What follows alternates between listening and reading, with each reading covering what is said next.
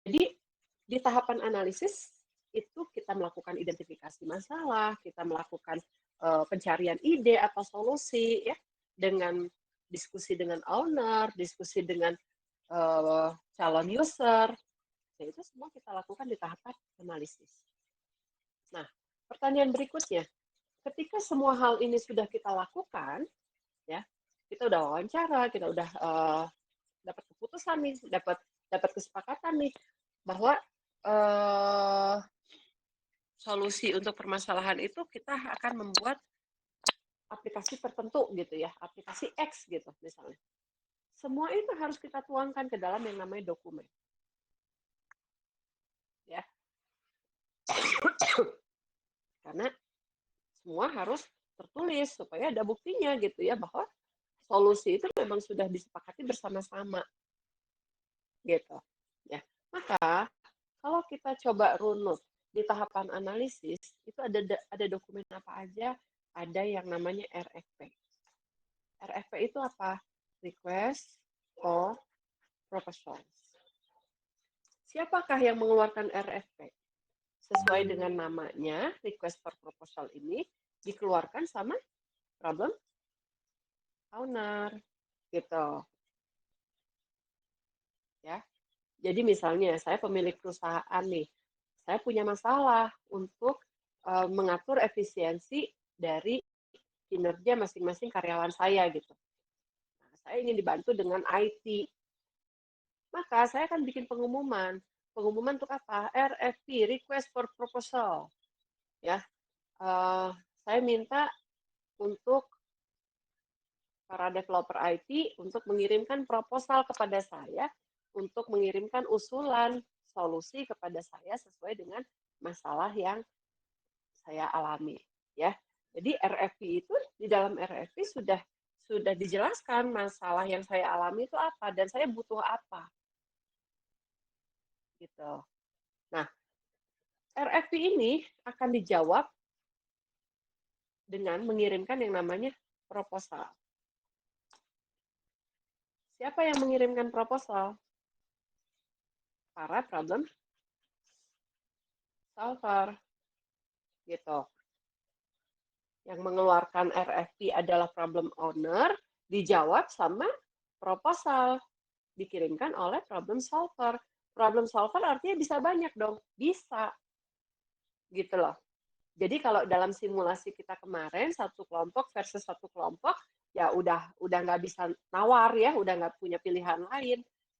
Artinya solusi yang mau kamu tawarkan itu ya harus disepakatin aja sama-sama gitu.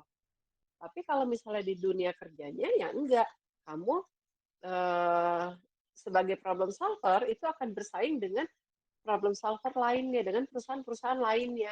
Bahkan mungkin dengan sekelompok orang gitu ya, bukan bentuknya bukan perusahaan, tapi dengan sekelompok orang yang memang bekerja di bidang IT sebagai freelancer misalnya. Gitu. Nah, request for proposal dijawab dengan proposal. Ini belum sampai deal bahwa pekerjaan itu akan akan dikerjakan gitu ya. Nah, nanti kalau sudah deal, maka akan masuk ke dokumen yang namanya kontrak. Sampai sini tahapan analisis apakah selesai? Ya, kalau kita pakai salah satu model, misalnya waterfall, ya, kamu search ya, namanya SDLC waterfall. Yang namanya SDLC waterfall itu kita selesaikan dulu satu tahap sampai selesai. Artinya di tahapan analisis segala sesuatu kebutuhan daripada user, kebutuhan daripada problem owner ini harus udah beres dulu semua. Ya, udah beres dulu semua baru bisa lanjut ke tahapan desain. Gitu. Ya. Jadi luaran berikutnya setelah kita deal nih ya, kita deal nih antara problem owner dengan problem solver, kita deal solusi yang ditawarkannya apa, aplikasi tertentu gitu ya. Maka berikutnya yang dikeluarkan adalah atau luaran daripada dokumennya adalah yang kita sebut sebagai SRS tadi. Software Requirement Specification. Nah, ini SRS ya. Jadi, tahapan kalian kemarin melakukan simulasi untuk menggambar desain ya, itu belum masuk ke tahapan desain sebetulnya, masih di tahapan analisis. Itu yang harus disepakati sama sama si problem owner. Ini tampilannya kayak gini ya, setuju nggak gitu ya. Nanti orang harus login atau enggak ya. Nanti user itu akan dibagi menjadi berapa? Ada user umum yang bisa melihat fitur A, B, C, ada user VIP yang berbayar, bisa lihat A, B, C, D, E, F, G. Nah, itu semuanya digambarkan masih dalam bentuk oret-oret atau masih dalam bentuk apa namanya desain kasar, ya. Itu udah sepakat kemarin. Maka berikutnya kita akan lanjut ke tahap berikutnya. Ya, tahap berikutnya adalah mengenal dulu dokumen-dokumen teknis yang mau nanti kamu isi gitu. Ya, diisinya dengan apa? Ya diisinya dengan kebutuhan problem owner yang sudah kamu sepakati. Kan udah sepakat ya, mau solusinya apa gitu. Nah, salah satu dokumen yang mau kita pakai adalah SRS ini. Ya, SRS ini ada di bagian analisis. Gitu. Sampai sini ada pertanyaan? Kalau ada pertanyaan boleh langsung nanya ya. Jangan bingung.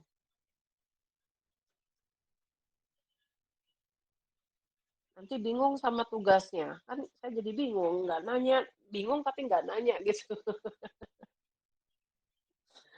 Jadi gitu ya, kalau misalnya kamu bingung sama tugas ya, mungkin eh, nggak paham apa yang dimaksud gitu ya, itu harus langsung tanya gitu. Karena gini, dosen kamu tuh bukan orang yang bisa membaca pikiran ya, apalagi kan kita nggak lihat wajah satu sama lain, kita nggak tahu nih ngomong nyampe apa enggak gitu. Beda dengan di kelas live gitu. Kalau di kelas live masih bisa lihat lah mimik-mimik yang bingung, mimik-mimik yang ngerti gitu ya, masih bisa kelihatan. Tapi kalau kayak gini kan nggak bisa. Nah, sehingga kalau bingung itu ya harus dioptimalkan untuk bertanya gitu supaya tidak berketerusan gitu loh. Oke, ada pertanyaan?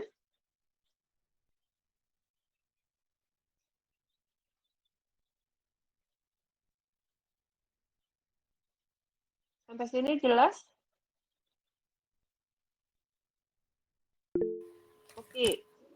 Ya Bu, mau nanya, kalau misalkan kita cari untuk dokumen kayak gini gitu ya Bu ya, kita cari contohnya dokumentasi teknis perangkat lunak juga berarti nggak salah kan Bu? Enggak, Nggak ya? enggak salah. Benar, Oke. Karena ya. sebelumnya Banyak kalau ya dokumennya. eh, dari arahan Ibu kan dokumentasi teknis sistem informasi dan susah juga dapat contohnya gitu Bu. Tapi kalau tadi saya Betul. coba untuk perangkat lunak, oh ternyata banyak gitu bertebaran. Banyak. Jadi itu kan Oke. istilah aja ya. Dokumentasi teknis aplikasi, Ah, dokumentasi teknis perangkat lunak, dokumentasi teknis sistem informasi itu kan semuanya sama sebetulnya. ya. Ya, hanya kata kuncinya aja yang mungkin dokumentasi teknis sistem informasi itu jarang digunakan. Lebih seringnya adalah software atau perangkat lunak gitu. Oke, oke, baik. Paham, Bu. Ya, Terima kasih, Bu. ya. Nah, jadi dokumentasi teknis di masing-masing tahap ini itu ada banyak sekali. Di satu tahap aja ada SRS. SRS itu isinya juga lumayan, ya. Jadi kita coba lihat ya. Ini SRS ya, sesuai dengan template. Template-nya dari mana? Ambil tadi.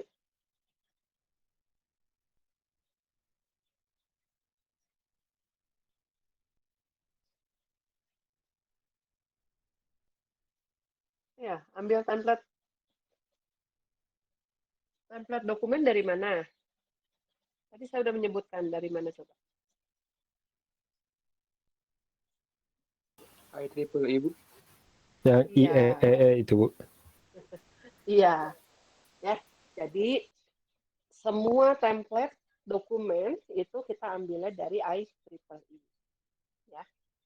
Nanti ada ada SRS, ada dokumen testing, ada dokumen desain, SDD ya, software design gitu, software development design, ada dokumen untuk maintenance, ada dokumen untuk desain pun macam-macam, tergantung kamu desainnya mau pakai apa gitu.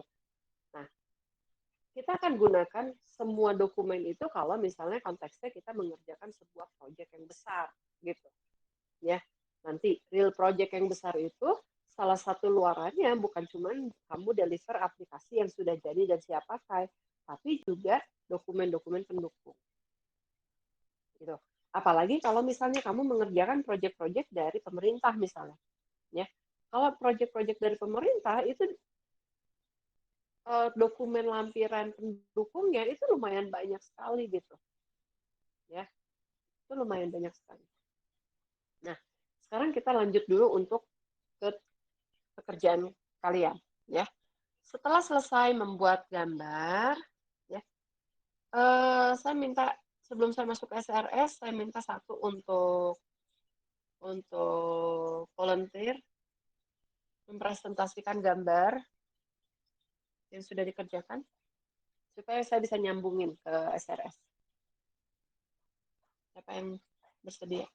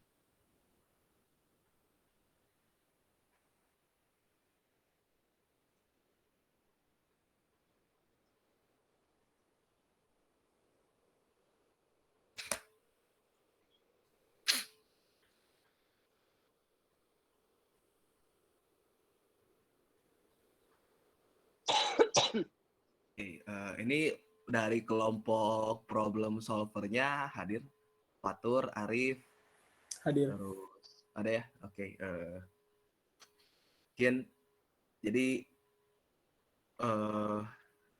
saya ini dari kelompok sebagai problem owner ya, problem owner di mana kami ini sebagai problem owner adalah sebuah perusahaan di bidang teknologi edukasi itu hendak membuat sebuah produk aplikasi learning management system, dan sih aplikasinya sudah ada. Jadi yang kami konsultasikan kepada kelompok konsultan ini itu bagaimanakah cara yang tepat dan efektif untuk bisa memasarkan produk aplikasi learning management system dari perusahaan kami ini gitu. Dan dihasilkanlah sebuah keluaran di mana kami merumuskan bersama konsultan bersama tim konsultan itu rencana-rencana untuk pemasaran dan juga apa aja sih peluang-peluang yang bisa dimanfaatkan untuk memasarkan produk kami ini gitu. Mungkin bisa bareng juga dijelaskan sama perwakilan problem solver gitu. Dari sini. Boleh dijelaskan ya? Oke, boleh. Jadi seperti yang tadi Uki bilang, jadi keluaran kita itu bukan seperti mock-up gitu ya, Bu. Jadi lebih ke arah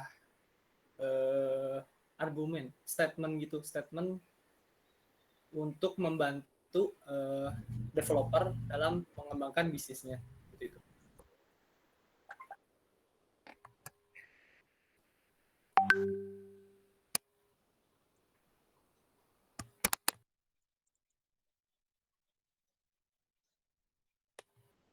Oke, dari Fatur cukup berarti. Oke, jadi pertama ya tadi dihasilkan dulu apa sih konsultan itu membantu kita untuk menganalisa gitu ya beberapa aspek yang ada dalam bisnis kami ini gitu. Jadi yaitu yang pertama adalah keunggulan produknya, terus karakteristik pelanggan atau target pasar yang hendak kami tuju itu harus kita kenali gitu seperti apa, dan juga arah pengembangan bisnisnya mau kemana gitu, dan apa yang hendak kita kembangkan aspek-aspek dalam bisnisnya, dan lalu juga penerapan solusi-solusi berdasarkan aspek-aspek apa permasalahan yang dialami aspek tersebut gitu. Mungkin bisa scroll lebih lanjut, Dias ke bawah.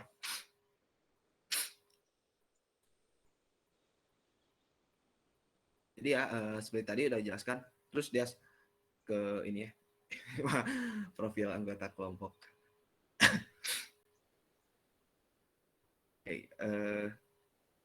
Oke, nah tadi ya seperti yang tadi dijelaskan dalam apa sih namanya summary-nya ya di sampul pertama itu. Jadi salah satu yang perlu kita perhatikan adalah keunggulan produk dan bisnis dari perusahaan kami ini ya, yaitu apa namanya aplikasi ini kita namakan Index E-Learning Mobile Apps.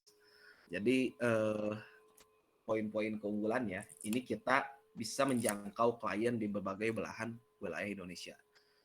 Juga kita menyajikan fitur interaksi pembelajaran dua arah secara daring, lalu menampilkan membuat tampilan aplikasi yang lebih user friendly dan sangat mudah digunakan baik oleh pengajar ataupun peserta didik.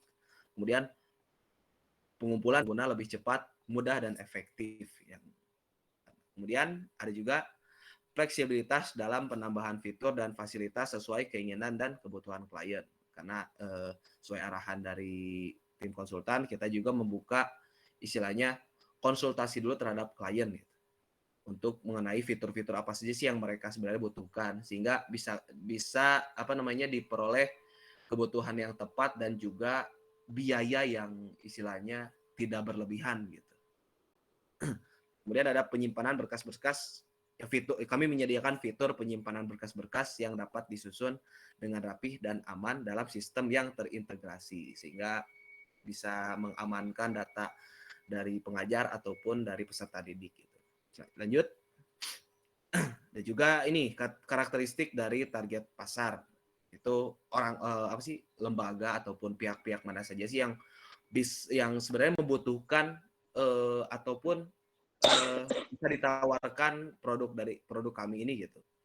Itu diantaranya ada sekolah atau penyedia kursus yang belum memiliki learning management system dan masih menggunakan cara konvensional di pandemi ini. Jadi misalkan karena kemarin ada pandemi corona gitu kan, dan ini saat yang tepat juga untuk menawarkan produk kami gitu kepada lembaga-lembaga pendidikan yang terancam aktivitasnya karena pandemi, dan juga ada sekolah yang pihak lain yang sekolah yang sudah memiliki learning management system namun masih ikut dengan LMS yang dibuat oleh pihak instansi pendidikan yang lain. Dan di sini ya berarti instansi yang lain itu adalah kompetitor gitu ya dari perusahaan kami, di mana kami harus bisa menyajikan sebuah pelayanan yang lebih unggul dibanding kompetitor. Lanjut.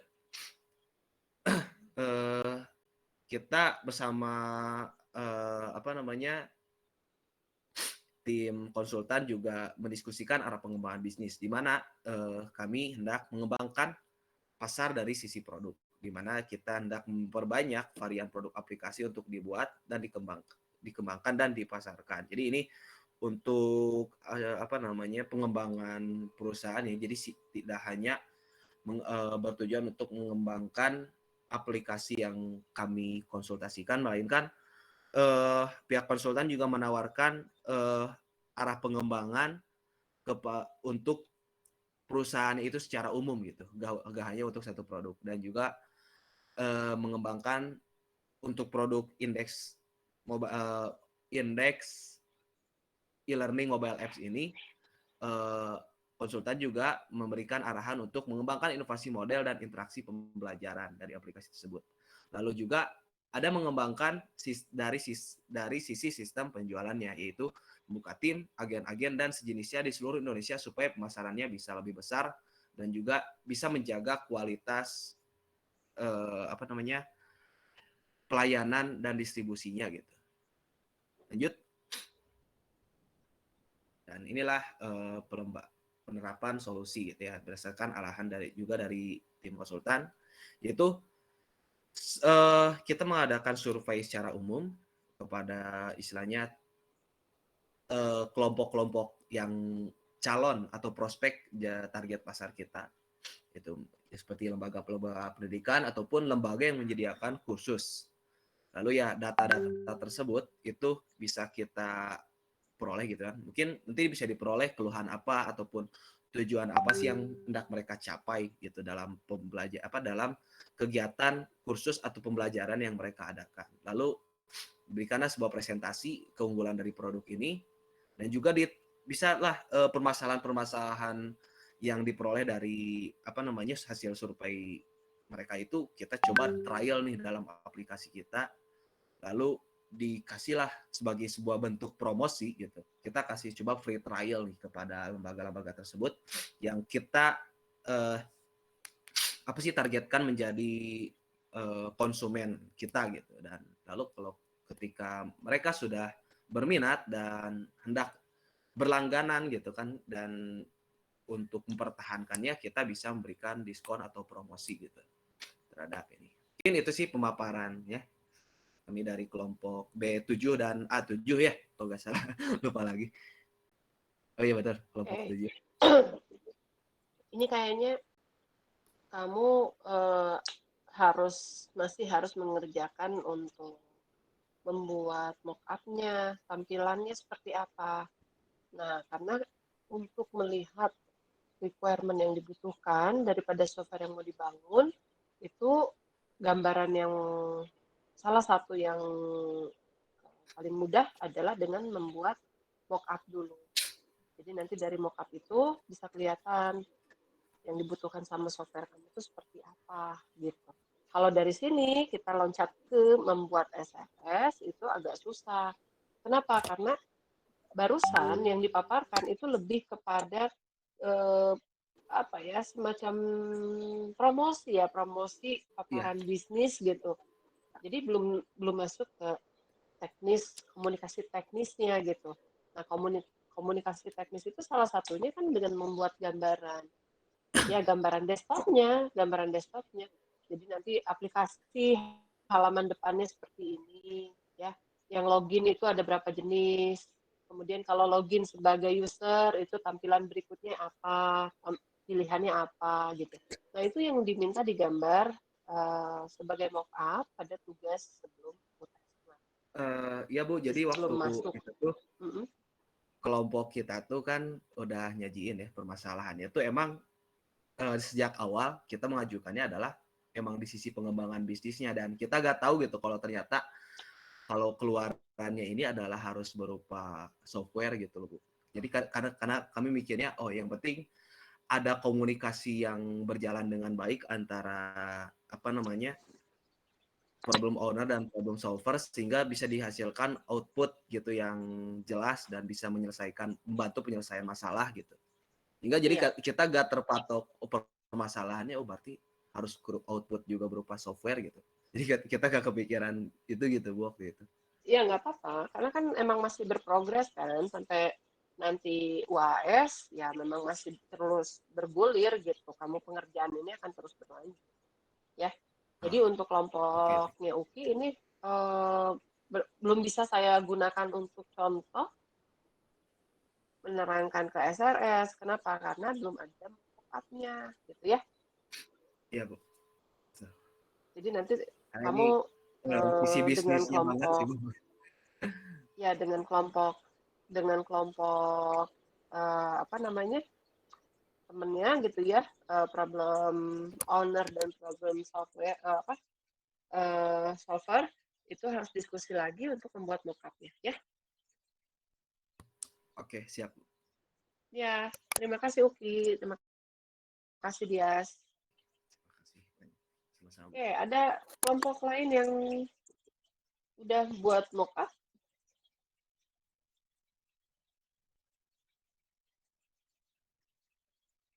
Yang bisa saya gunakan sebagai contoh.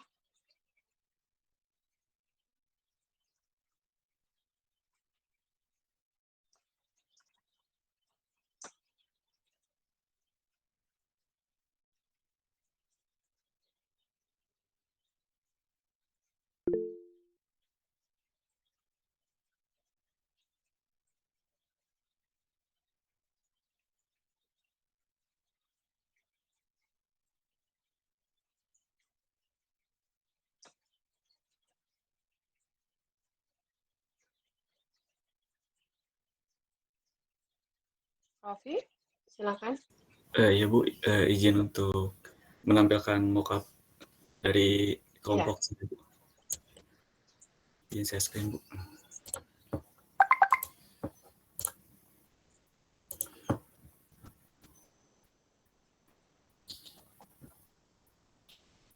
Oh, apa udah terlihat, Bu?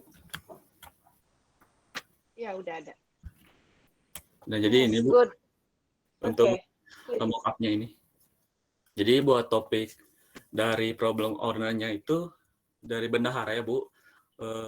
Tingkatnya Hmm, itu untuk eh, siswa SMA gitu. Jadi saya dan kelompok B8 juga mendiskusikan gitu. Terus saya mengusulkan juga aplikasi kayak expenses tracker gitu. Jadi Bu, untuk interface Oke. awalnya kayak gini. Jadi si bendaharanya itu Mm-mm. diminta username sama password gitu. Terus untuk fitur akunnya ini juga ada setting, help dan logout juga. Oke, Kemudian kamu untuk ceritanya gini. Ini dari tampilan awal, ini kemudian kemana? Kamu harus login atau sebagai user baru itu harus sign in. Nah, kalau dari sign in, kemudian masuk kemana? Ke fitur account atau gimana gitu? Itu yang oh, diceritakan. enggak Bu, kalau misalkan login langsung ke ini Bu, ke menu. Ini tampilan menunya. Kalau misalkan ke fitur account ini, nanti tampilannya itu bakal kayak gini Bu. Saya lupa buat yang tampilan sign-in-nya nanti itu dibuat Oke, dulu. jadi belum ada ya? Iya Bu, buat yang sign in-nya itu penggambarannya itu masih belum ada.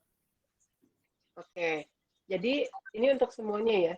Asumsinya untuk kelompoknya Rofi ini berarti semua yang login di sini itu sudah terdaftar ya, karena Iya Bu. halaman daftarnya dia belum buat.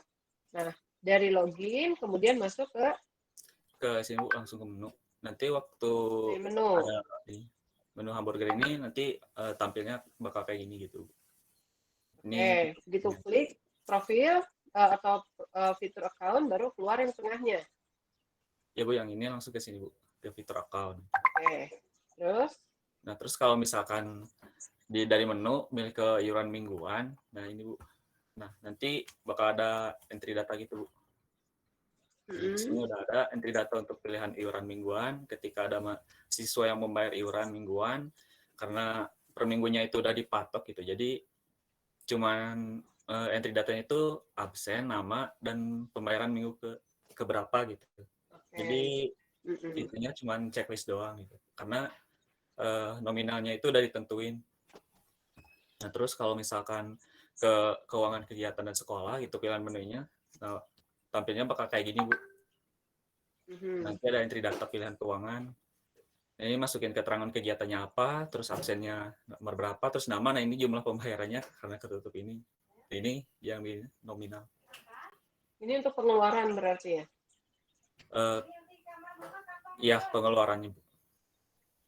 Oke. Kalau yang ini, Yang ini, yang Bu, untuk kanannya? ini pengeluaran dan pemasukannya itu ini tampilannya gitu Bu. Jadi apa yang udah Rekapitulasi ya? ya rekapitulasinya itu dari iuran mingguannya itu ada di sini nanti.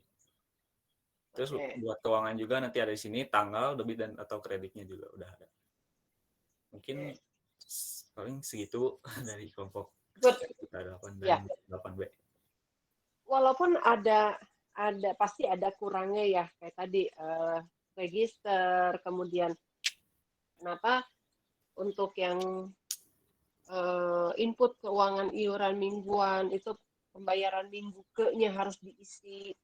Ini memungkinkan untuk redundansi. Ya. Kan bisa dicek dia pembayarannya untuk yang keberapa, minggu keberapa, bulan apa gitu. Kalau diisikan secara manual sebetulnya berpotensi untuk double. Ya, karena tidak ada pengecekan ke database. Tapi nggak apa-apa, it's okay. Itu konteksnya kan karena kita masih di apa namanya, di semester awal ya. Jadi hal-hal seperti itulah yang justru dipancing untuk kita memikirkan gitu loh.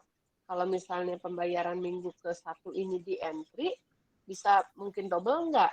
Kalau misalnya memungkinkan double, berarti harus seperti tadi. Kan jumlah pembayarannya sudah fix segitu. Berarti untuk pembayaran minggu ke-nya itu juga harusnya bisa ngambil dari database gitu ya. Nah, Iya. sampai situ sebetulnya kita bisa dengan mudah untuk melihat requirement specification daripada software yang mau dibangun. Ya, requirement specification dari yang software yang mau dibangun itu yang pertama, kita identifikasi apa paling gampang. Identifikasi aktor. Aktor itu siapa? Aktor itu adalah orang yang terlibat secara langsung maupun tidak langsung terhadap aplikasi. Nah, dari aplikasi yang mau dibangun, maka kita bisa simpulkan bahwa aktornya siapa. Siswa itu Bu, yang berjabat jadi bendahara Bu. Oke, bendahara. Padahal di situ ada aktor tidak langsungnya. Aktor tidak langsungnya siapa? Orang yang bayar kan? Iya Bu. Nah, ini bisa jadi fitur baru nih gitu ya. Bisa jadi fitur baru untuk user yang baru. Jadi user itu bisa jadi dia bendahara, bisa jadi dia adalah siswa, ya, bisa jadi mungkin guru. Kalau misalnya guru mau melakukan pengawasan penggunaan keuangan kas kelas, ya boleh-boleh aja kan? Iya Bu, Ya. karena Jadi aplikasinya juga itu transparan gitu, bisa dilihat oleh siswa yang lain gitu. nah begitu. Jadi dari situ, oke.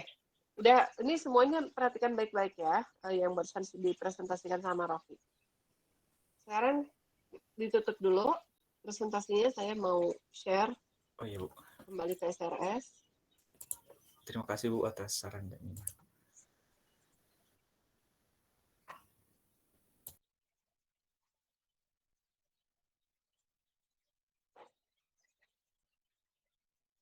Bentar ya.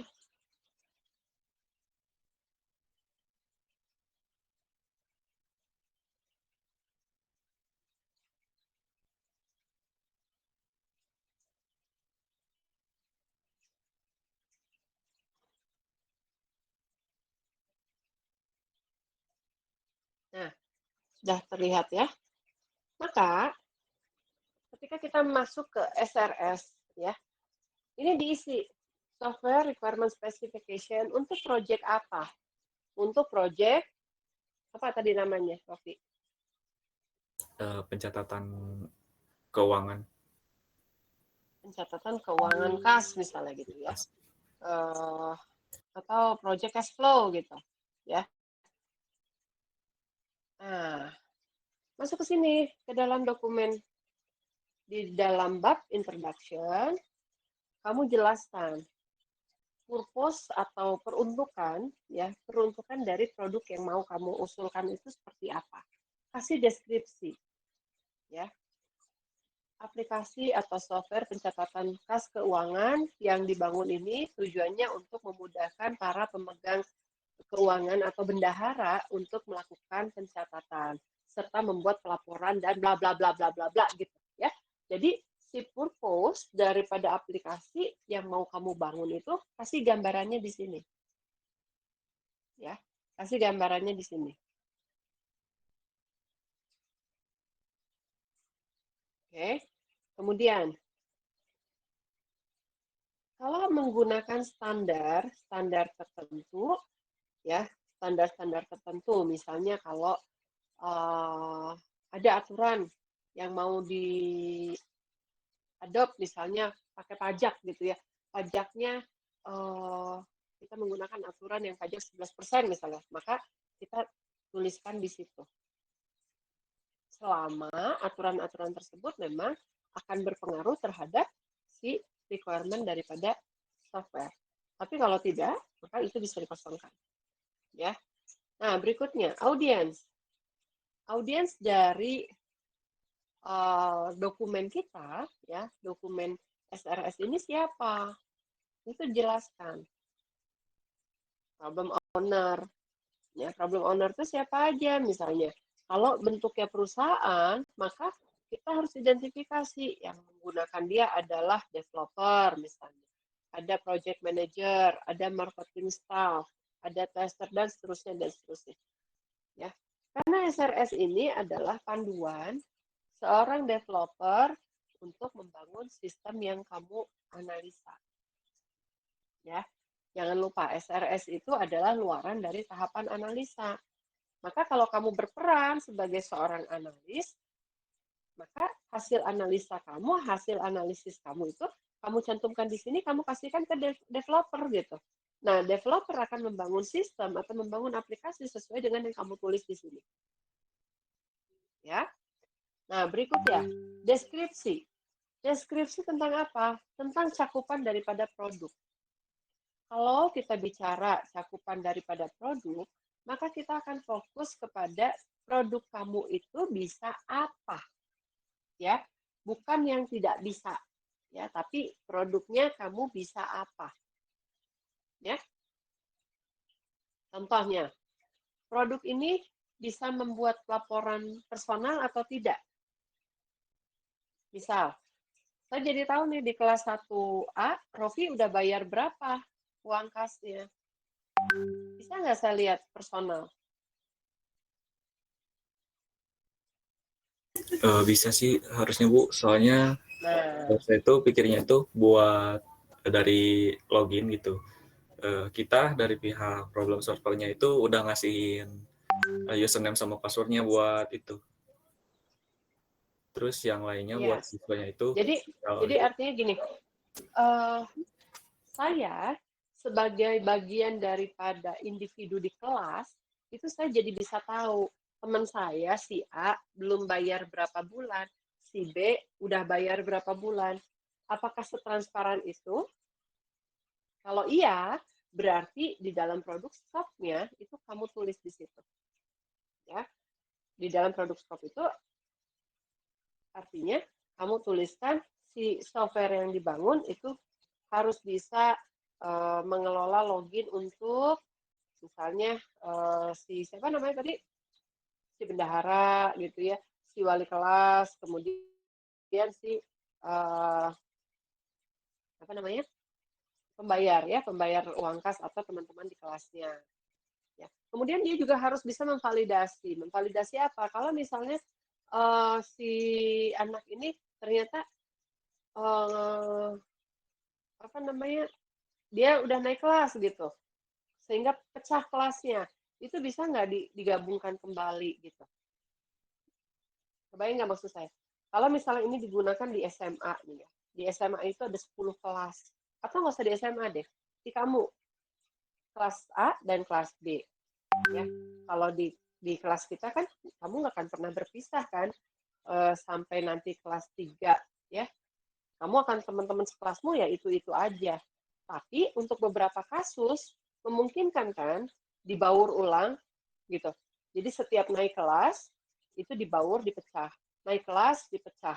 Nah, bagaimana treatment-nya atau bagaimana perlakuannya jika ternyata ada keadaan memecah kelas tersebut? Apakah tetap bisa melakukan pencatatan, tetap bisa melakukan tracing, atau tidak? Ya, jadi di dalam produk scope ini, kamu ceritakan tentang cakupan produk. Atau kamu ceritakan secara deskriptif, boleh poin per poin, bahwa si aplikasi yang dibangun itu bisa apa, bisa apa, gitu ya. Nah, kemudian, kalau menggunakan referensi, boleh nggak pakai referensi ya, misalnya referensi aplikasi tertentu gitu, tentu aja boleh ya. Yang kita harus ingat adalah yang kita punya atau yang kita lakukan sekarang itu bukan semuanya betul-betul 100% hasil pemikiran kita ya.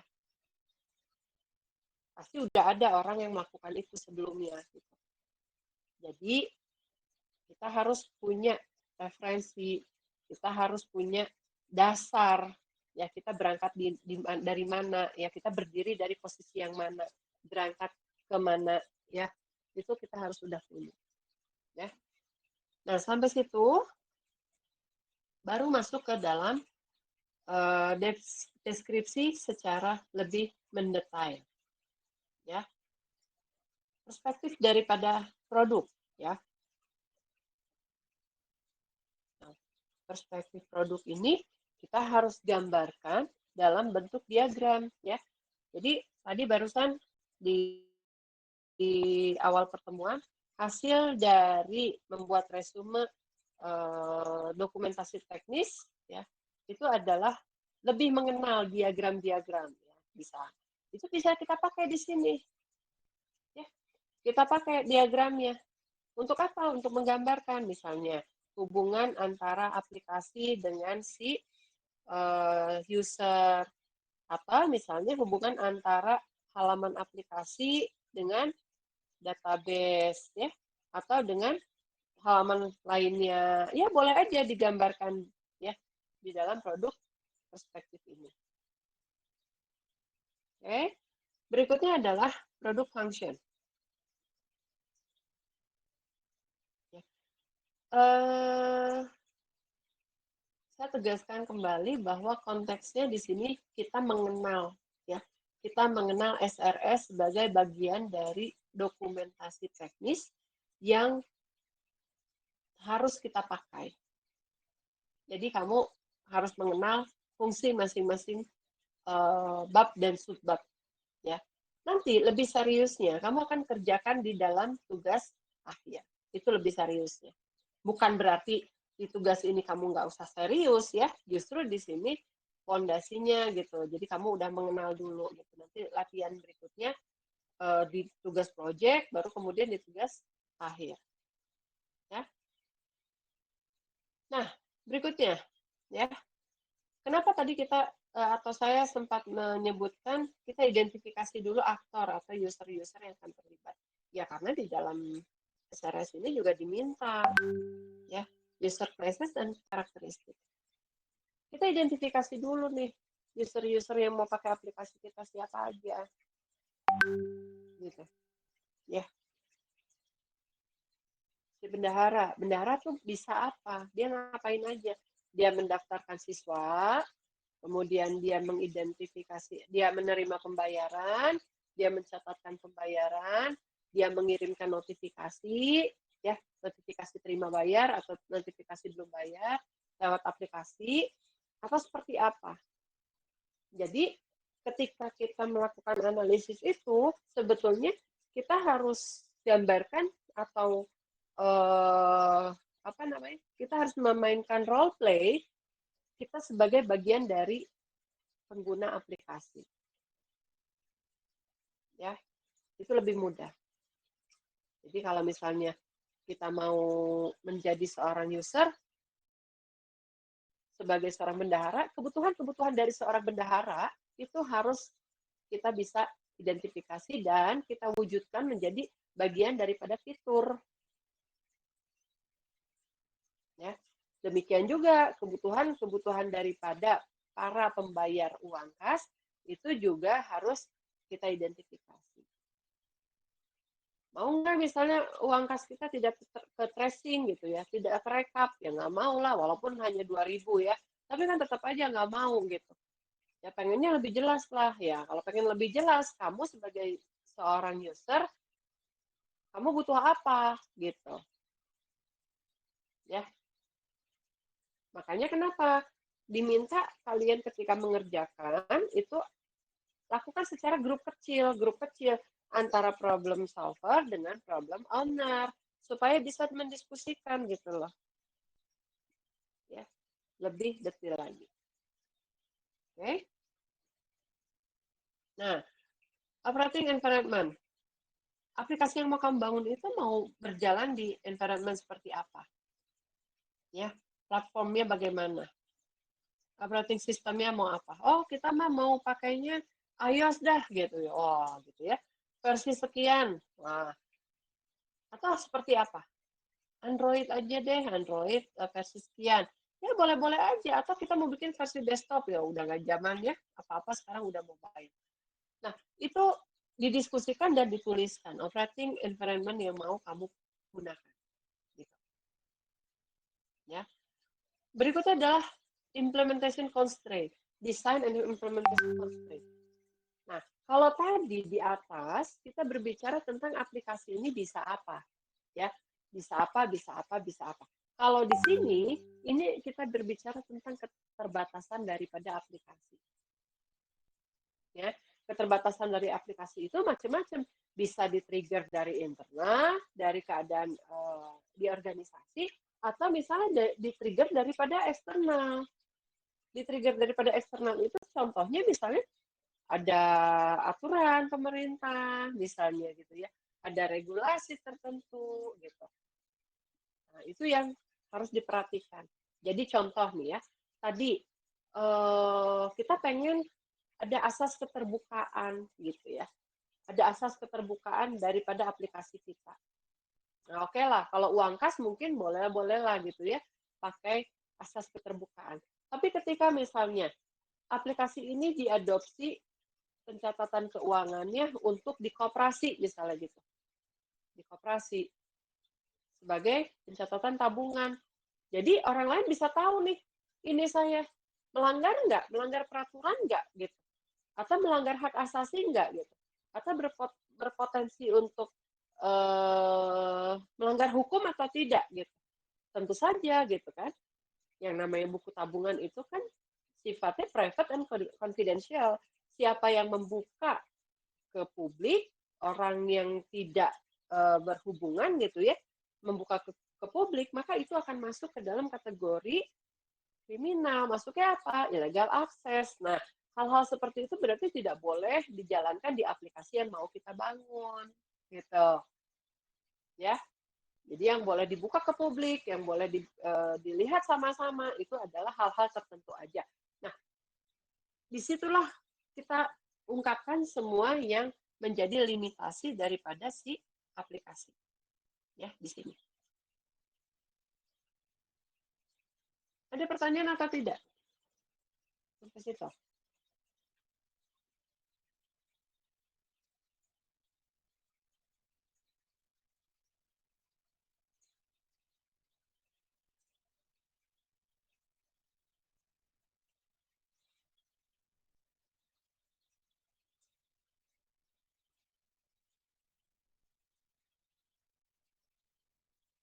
Untuk kelompok Rofi, ada pertanyaan apa tidak?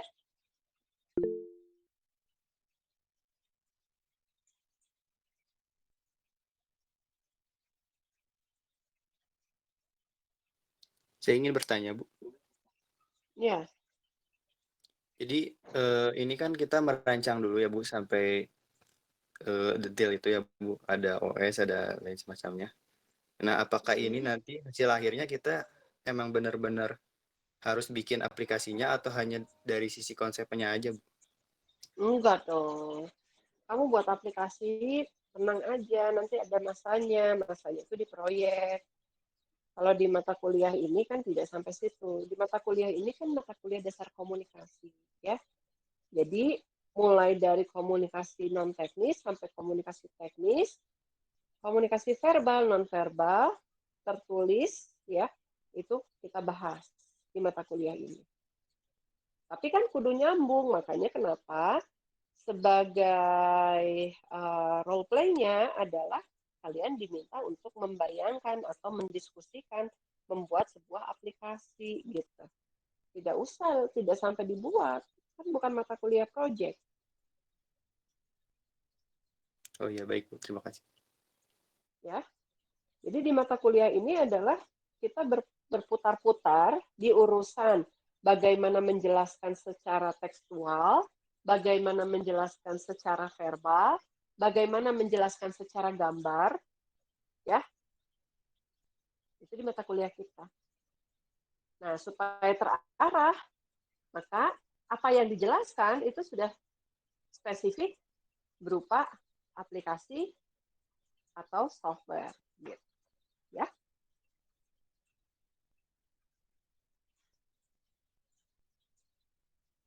Nanti di mata kuliah project, di mata kuliah tugas akhir, nanti akan ada kok hasilnya kamu buat aplikasi. Ya, ada pertanyaan?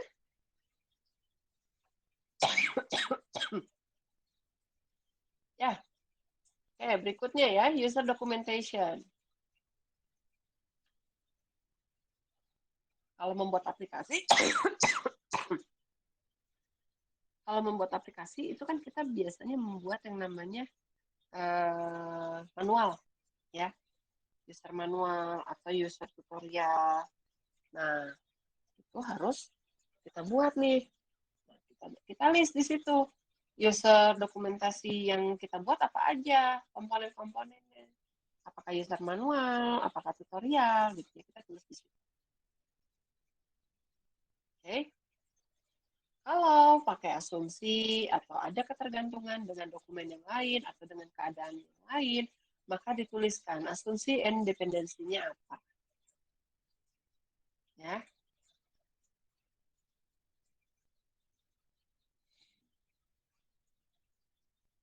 Oke. Berikutnya, external interface requirement.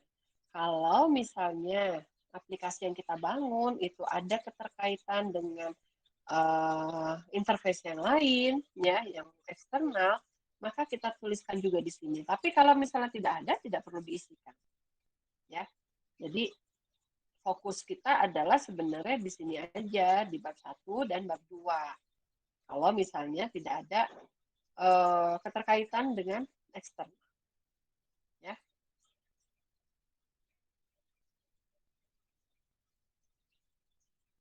Nah, berikutnya adalah sistem fitur. Sistem fitur itu kita bicara tentang fungsional. Salah satunya adalah tentang functional requirement. Functional requirement itu adalah bisa apa? Ya, biasanya itu di number, dikasih number. Ya, functional requirement 01.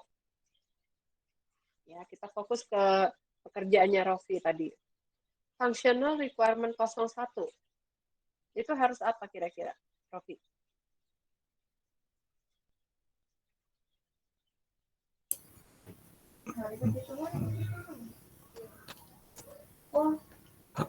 Harus bisa memasukkan data. Ya, data apa? Data berupa keuangan gitu, Bu. Ya, yang paling utama kan sebenarnya kamu harus, si aplikasi harus bisa menginputkan data user kan. Ya, Iya, Bu. Ya. menginputkan data user, berikut ininya gitu, dia bisa apa. Ya. Jadi, inputkan user, kemudian yang berikutnya, fungsi berikutnya adalah aplikasi harus bisa melakukan pencatatan, menyimpan pencatatan keuangan. Aplikasi harus bisa membuat laporan misalnya.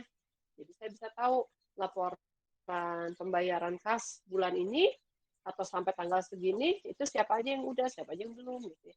Kemudian aplikasi bisa memberikan reminder misalnya kepada siapa saja yang belum. Aplikasi harus bisa mengirimkan ucapan terima kasih kalau sudah bayar ya, dan lain-lain. Jadi ini kita betul-betul bicara satu fitur kalau di dalam bagian sistem fitur ini. Requirement 1 bisa ngapain, requirement 2 bisa ngapain, requirement 3 bisa ngapain. Jadi satu persatu. Jadi apapun yang kamu lakukan, kamu pakai aplikasi nih. Pada saat login, misalnya harus masukin data apa aja. nama misalnya ya, nomor telepon, alamat, ya, kode pos, kartu kredit atau apapun lah, itu harus bisa dituliskan di sini. Requirement per requirement. Jadi untuk membangun satu aplikasi seperti yang dipresentasikan Rofi tadi, itu bisa banyak requirement-nya gitu. Mungkin bisa 12 apa sampai 20 gitu, 12 sampai 20 requirement. Ya.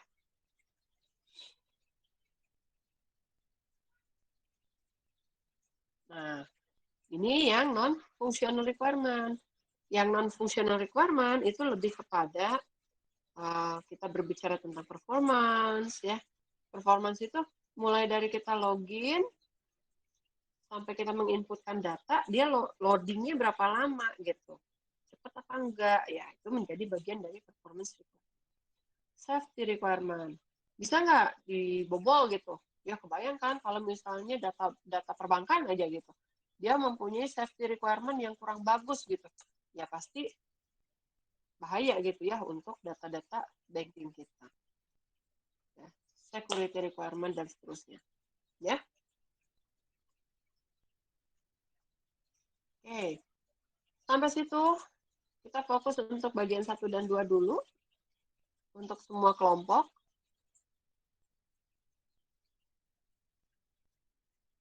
Sampai situ ada pertanyaan atau tidak?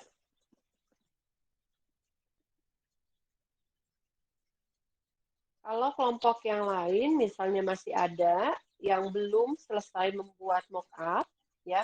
Mockup itu seperti yang dipresentasikan sama Rofi tadi, ya. Walaupun yang Rofi juga belum lengkap, itu nanti bisa dilengkapi ya Rofi ya dengan kelompoknya. Ya, baik Bu. Ya. Jadi dari situ, dari mockup yang sudah dibuat, berikutnya membuat yang namanya SRS.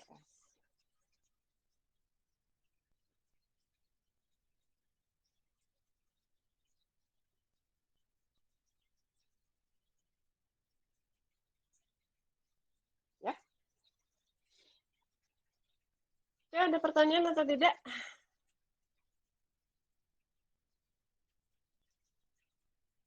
Kalau tidak ada pertanyaan, masih ada waktu 40 menit ya. Sampai jam 12 kan? Ada waktu 40 menit. Saya minta kalian kembali bekerja secara berkelompok, ya, baik problem owner dan problem solver untuk kembali mengerjakan dan memperbaiki mockup-nya dan mulai untuk mengerjakan SRS. Cukup jelas tugasnya? Cukup jelas Bu.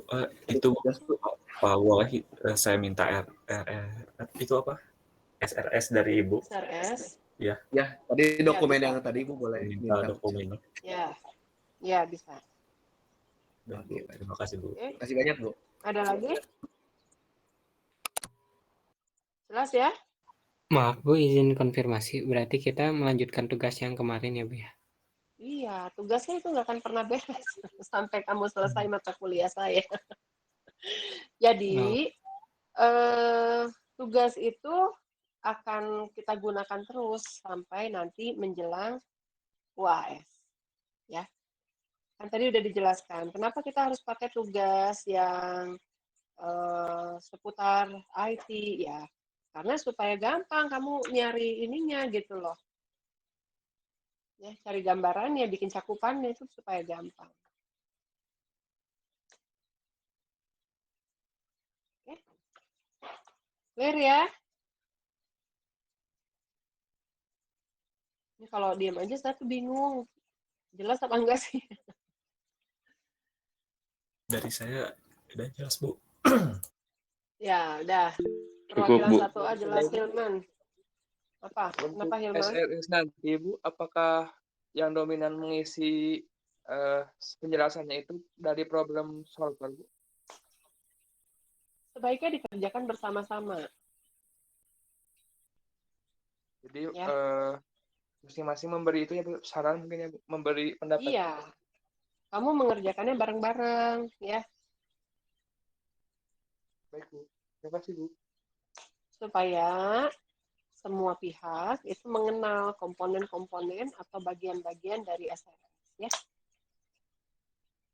Baik, kalau tidak ada pertanyaan, maka saya kembalikan kalian untuk bekerja secara berkelompok. Saya ingatkan kembali untuk jangan lupa absen. Pertemuan hari ini selesai. Terima kasih atas perhatian kalian semua. Waktu masih ada sekitar 40 menit. Silakan bekerja secara mandiri. Assalamualaikum warahmatullahi wabarakatuh. Waalaikumsalam Waalaikumsalam. warahmatullahi wabarakatuh. Waalaikumsalam.